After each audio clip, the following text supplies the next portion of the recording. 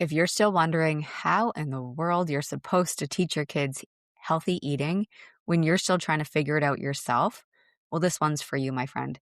I know exactly how overwhelming it feels when you want to set a good example for your children, but you're still learning what healthy even means for your own body. So today, I'm going to share with you 3 simple changes that will help you lead your family toward better health without having to have it all figured out first. Because here's the truth. You don't have to be perfect to start making a difference in your family's health. Welcome to Strength for Generations, the go-to podcast for Christian families who want to build strength, restore energy, and deepen connection with God at the center. I'm Krista Baker, Christian health coach, wife, mom, and co-founder of Baker Family Fitness. I'm here to help you honor God with your health and bring peace back to the process, to simplify what it means to build strength in your body, renew your mind, and care for your spirit, all without losing precious time with your family. So grab your coffee and your ribeye, and let's do this His way.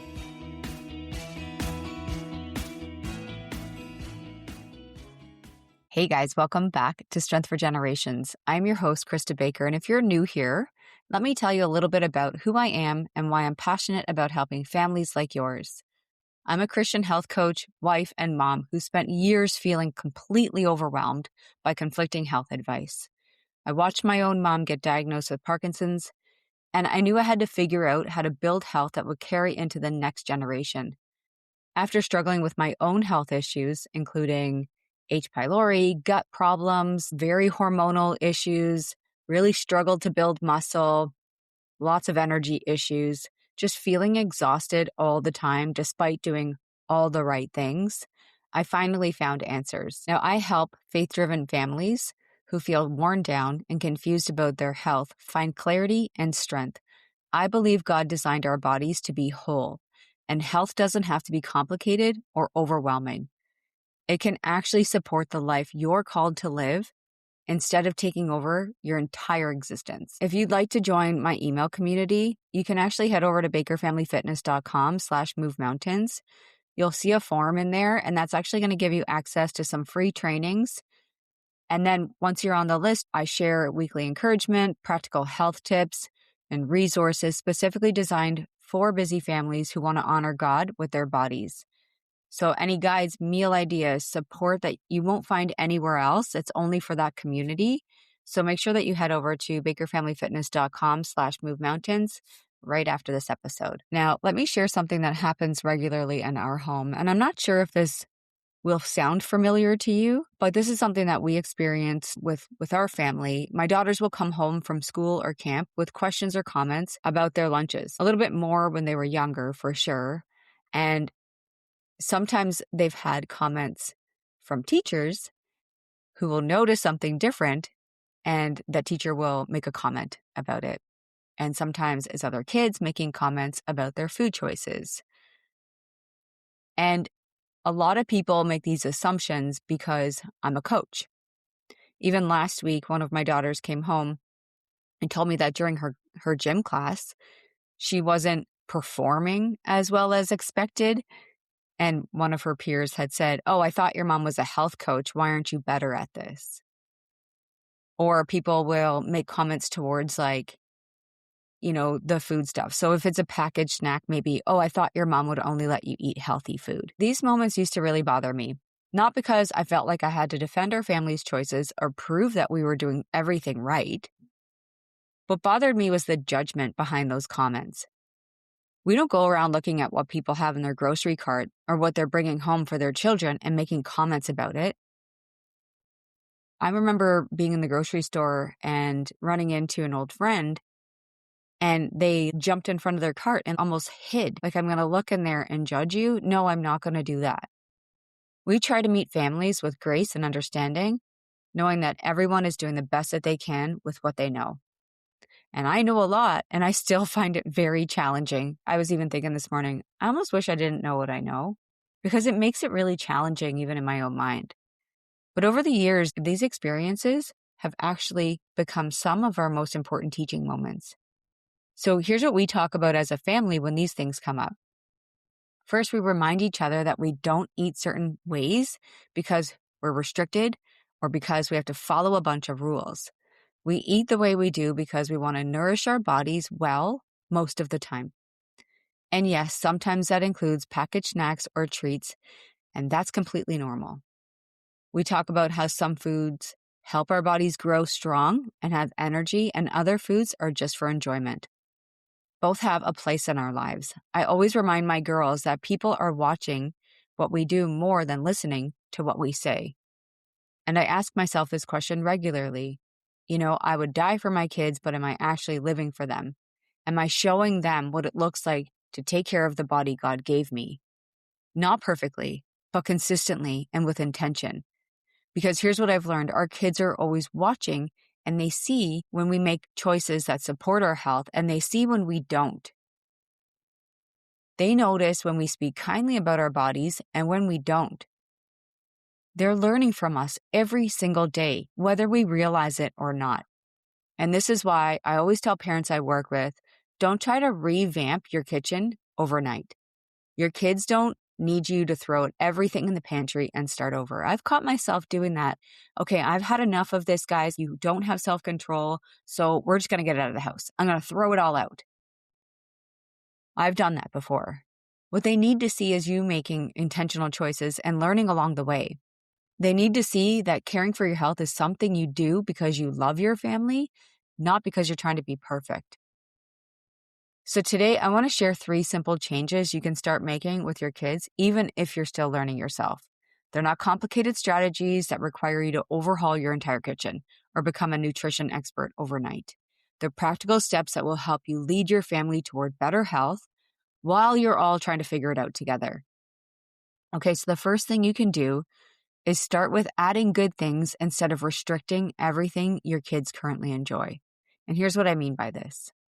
Instead of suddenly announcing that all the snacks in your house are now off limits, start by adding one nourishing option to each meal or snack time.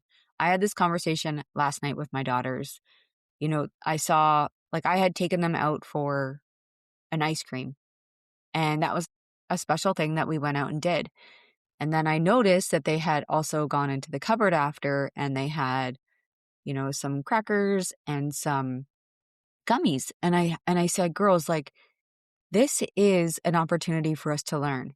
You already had the treat. Now we're sitting in front of a TV because that was our family time. We were going to watch a movie together. And we feel like we have to eat more while we're watching a show. But that's just a habit. You're not actually hungry. And if you are hungry, feel free to go to the fridge and have something from there that's whole and real. The body will start to turn signals off and get you to stop. And so we chose to have some pickles and some strawberries instead, right? And that was an opportunity for me to just remind the girls, because I don't want to be the reason why they hate anything that has to do with nutrition. That's actually something that I don't want to push on my family, but I have to be the leader in that area because I'm the mom and I'm helping to bring the stuff in the home. I also have a husband that's on board with the decisions that we make when it comes to that. So I think it's a lot to do with how we present it to them. So I always get my clients to aim to include animal protein with every meal. So instead of just offering our kids peanut butter with their apple slices, maybe we add some cheese or leftover chicken. Instead of just having cereal alone, maybe we start to wean them off of the cereal. Not saying, well, actually, I don't think cereal is a good option, to be honest with you. I think it's just quick, easy, and fortified with a lot of crapola in it. But let's say they still want to have some cereal. Maybe we half that portion, but we add some scrambled eggs on the side. The reason why I think that this works really well is because it's not full restriction. We want to focus on adding nutrition. We want to teach our kids that healthy food is something good that we get to enjoy, not something we have to force ourselves to eat. And it also takes the pressure off you as a parent to be the food police all the time. I get really exhausted by being the food police in my home.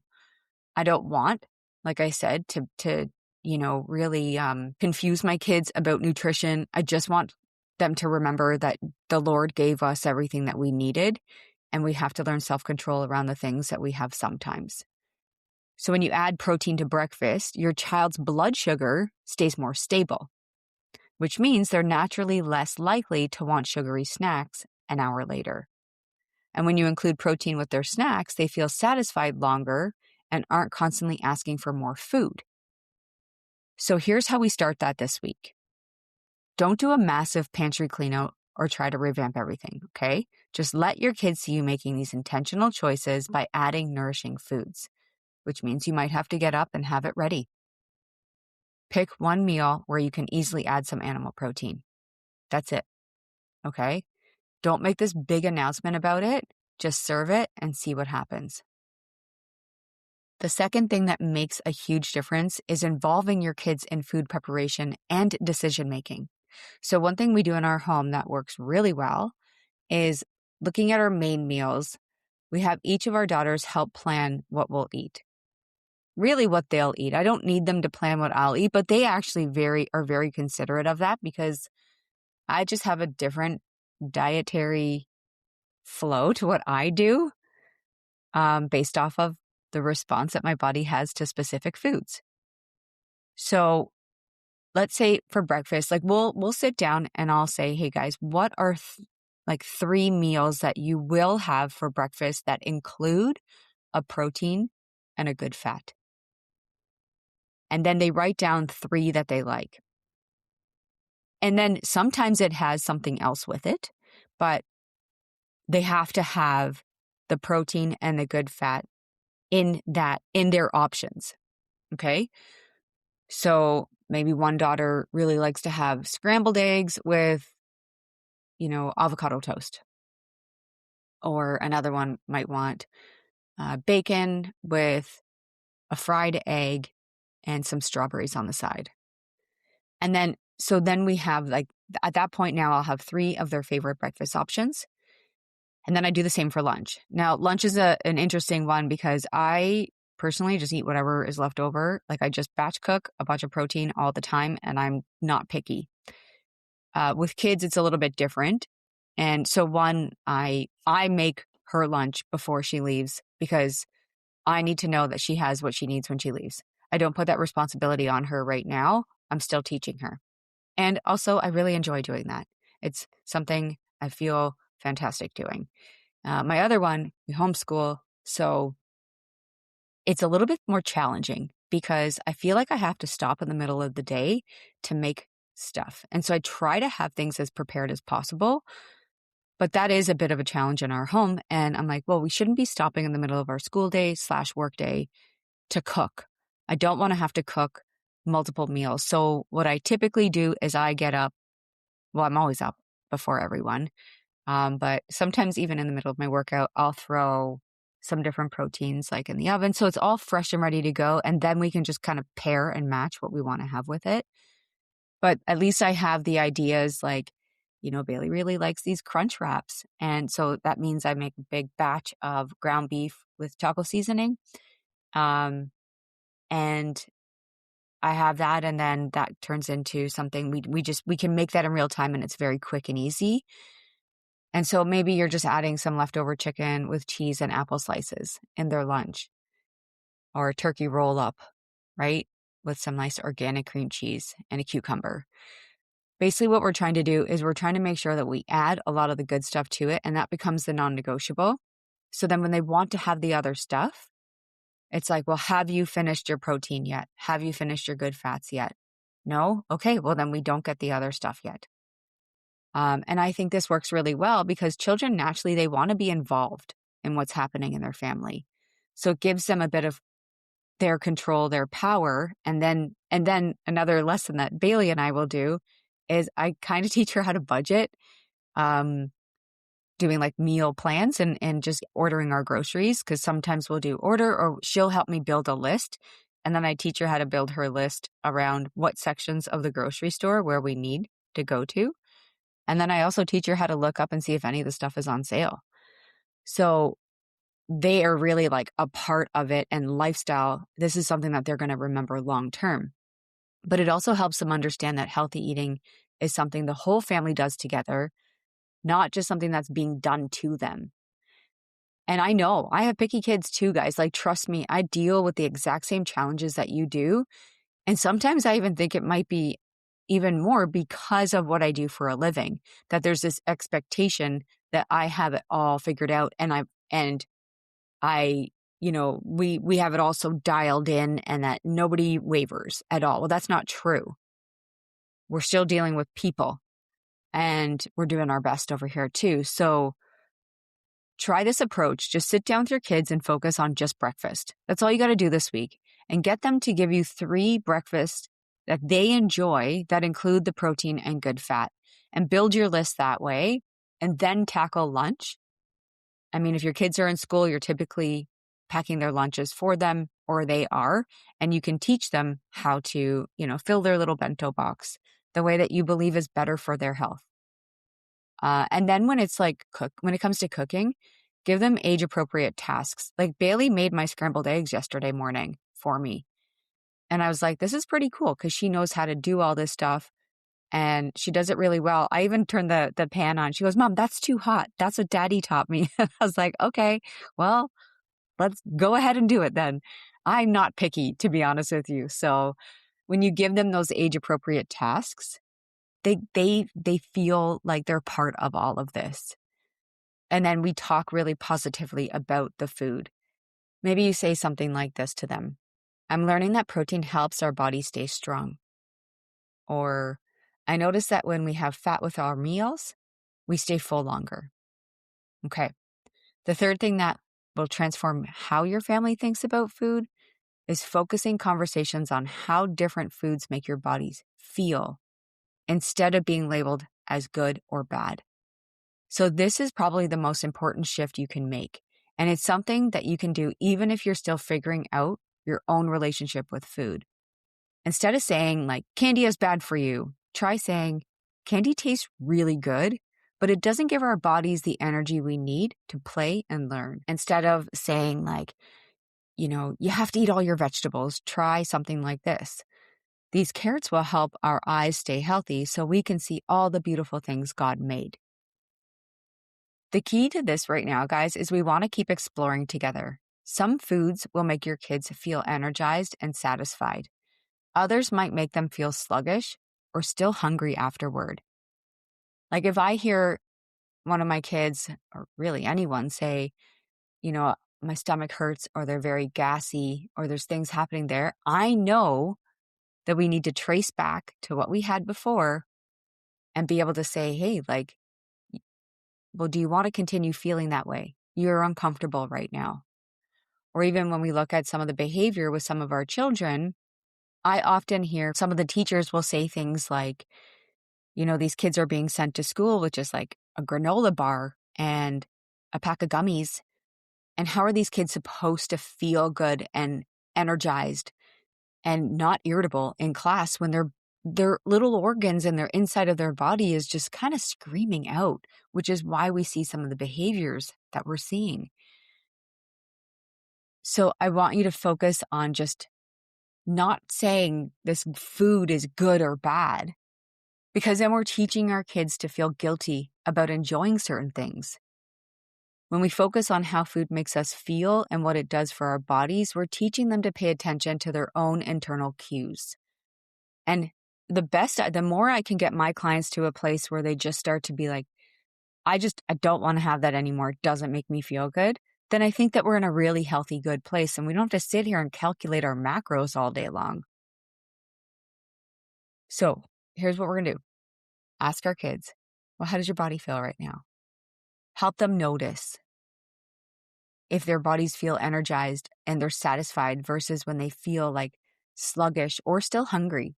Because I sometimes think, I'm like, how could you possibly be hungry still? Like, I know that was a lot of calories, right? And I don't want to be this calorie police for things, but I'm trying to help them understand. Okay, let me recap the 3 changes that you can start making with your family this week. First, start adding nourishing foods instead of restricting everything your kids currently enjoy. Focus on getting animal protein into their meals and snacks without making a big deal and taking other things away. Second, involve your kids in food preparation and meal planning by having them help you create lists of their 3 favorite breakfasts and then move on to lunches that include protein and good fats. Let them help choose what the family eats and give them age-appropriate ways to help in the kitchen.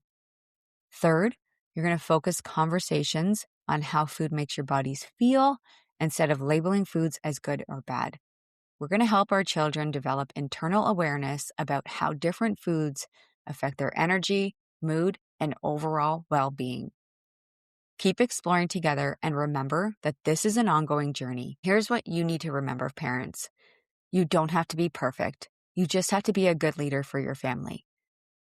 Your kids don't need you to have it all together. You don't have to have all the answers about nutrition before you can actually start making these positive changes together. What they need is they need to see you caring about your health and theirs, learning new things and making decisions that honor their bodies the way God wants us to. Okay? They need to see that healthy living is something you do because you love your family, not because you're trying to follow a bunch of rules. Some weeks you're going to have this all together, guys. Some weeks you'll meal prep, have it all organized, and maybe there's going to be weeks where you just serve scrambled eggs for dinner because that's what you had the energy for. Trust me, welcome to real life. We're all living that. That is how we run in our home. And, last night I just threw my steak in an air fryer and I was just like, well, whatever. It doesn't have to be perfect. So if today's episode encouraged you and you want more practical support, don't forget to sign up for the email community, okay, guys? biggerfamilyfitness.com/movemountains right now. Before we wrap up today, I want to leave you with a verse that has been such an anchor for me as I've learned to steward my family's health. In Deuteronomy 6:6-7, God tells us, "These commandments that I give you today are to be on your hearts. Impress them on your children. Talk about them when you sit at home and when you walk along the road, when you lie down and when you get up." While this verse is talking about God's commandments, I believe the principle applies to how we care for our bodies too. The health habits and attitudes we carry in our hearts get passed down to our children. They see how we talk about our bodies, how we make food choices, and how we prioritize our health. These things get impressed on them through our daily conversations and actions. When we teach our kids to nourish their bodies well, we're building something that can carry into the next generation and beyond. And when we show them that caring for our health is an act of love and stewardship, we're giving them a foundation they can pass on to their own children someday. As you start implementing these changes with your family this week, I want to encourage you to invite God into this part of your life. Ask Him to give you the wisdom as you navigate these choices and conversations with your children. Ask Him to help you lead with grace instead of perfection. Ask Him to show you how caring for your family's health can be something that builds strength for generations. He cares about every part of your life, including what's on your dinner table and how you're teaching your children to care for their bodies. You don't have to figure it all on your own. Thank you so much for listening to today's episode. I'm praying that this episode encouraged you to take one small step forward in leading your family toward better health. I'll see you next week with more encouragement and practical help for building strength that carries into the next generation. Until then, stay strong, my friends. Thanks for tuning in to Strength for Generations. If this podcast encouraged you, it would be a blessing if you took a quick minute to leave a 5-star review. It helps more families hear this message and find hope for their health and faith journey. It lights me up to know this podcast is helping you. And if you feel led to share this episode, text it to a friend, post it to your stories, or send it to someone on your heart. God might use it to encourage someone who really needs it today. And don't forget to eat steaks, lift weights, love Jesus, and keep doing it His way.